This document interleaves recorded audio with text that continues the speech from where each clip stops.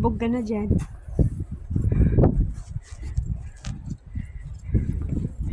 Sa gabi pag naglakad ka mag-isa, maliwanag kasi puting-puti yung ground. Maliwanag tingnan kahit mag-isa ka lang. Yan. Europe Mall. Ito kami ngayon. Pag-market lang kami pero lulusok kami sa snow. Ang aking sapatos.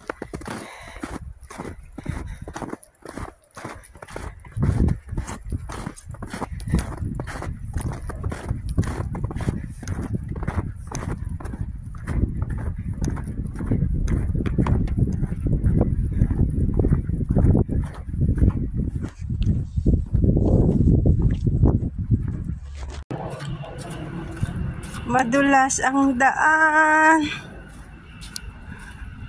Dahan-dahan lang lakad ko kasi madulas yung daan. Yan, hindi ako masyadong makalakad ng mabilis kasi ang dami ko pang dala. Charan! May map pa akong binili. Ganito kahirap pag nag-market ka. Yan, ni-refuse ko pang magdala ng trolley. Mabigat din pala.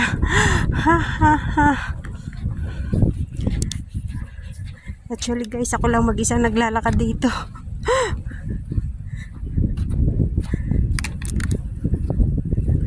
Ganito katahimik dito. Na-used to it ko naman na ang life dito kasi mas maganda nga yung tahimik. So, ito tayo ngayon guys. Dami kong bitbit oh. Ay, naku po. Ito ang lagi namin dinadaanan kasi shortcut dito. Eskwelahan ito siya pero pwede kang mag-shortcut dito sa loob. Yan, walang katao-tao. Puro snow ang kapaligiran.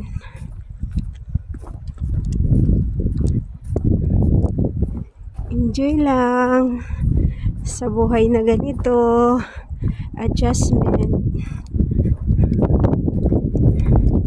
Medyo mahirap pero kinakaya since nandito na walang susuko, laban lang. Iba pa rin ang buhay sa Pinas.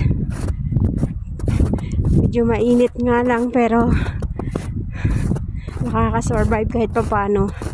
Dito kasi kailangan mong kumayod ng kumayod. Pag hindi ka kakayod, wala ka talagang kakainin.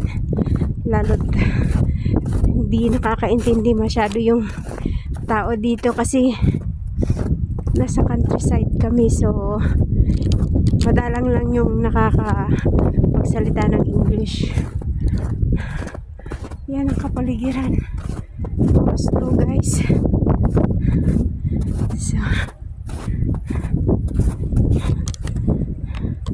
hihinto ko muna kasi mabigat yung dala ko. See ya!